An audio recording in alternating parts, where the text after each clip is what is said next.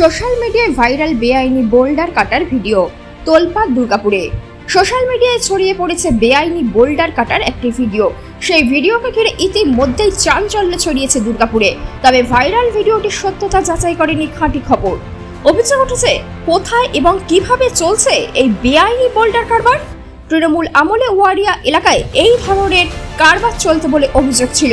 এবার viral video সামনে আসতেই অবিলম্বে বেআইনি কাজ বন্ধের দাবি জানালেন দুর্গাপুরের দুই বিজেপি বিধায়ক। দেখুন, আমরা তো সকাল থেকে মানুষের কাজ করে বেড়াই। কোথায় যারা দীর্ঘদিনে যারা কারবারটা করে আসছিল, বেশ কিন্তু বন্ধ ছিল। পরিষ্কার পার্টি বার্তা দিয়েছে কোনো অবৈধ কয়লা, বালি, বোল্ডার কি চলবে না। তারপরেও কারা বা কার মদতে কীভাবে করছে আমার জানা নেই।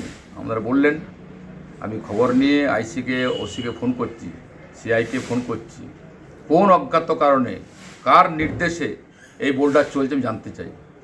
পার্টি পরিষ্কার বলেছে, আমরা পরিষ্কার বলছি, কোনো অবৈধ জিনিস চলতে দেওয়া হবে না। মুখ্যমন্ত্রী বলেছেন কাগজপত্র করুন, বৈধতা মেনে পড়ে কাজ করুন। আমরা কোথাও কেউ হস্ত করতে যাব না। যারা করছেন, যারা করাচ্ছেন, ইমিডিয়েট কাজ বন্ধ করুন। পুলিশকে বলবো খবর নিন, যে খবর এসছে সে খবর আসা উচিত ছিল না। এত সাহস কে দিয়েছে? যে তৃণমূল কংগ্রেস কাজটা করেছে সেই কাজটা শুরু হয়েছে, অত লুকিয়ে করছে। লুকিয়ে চলবে কেন? ইমিডিয়েট পুলিশকে বলছি হস্তে গ্রহণ করুন, ইমিডিয়েট ওই কাজ বন্ধ করুন।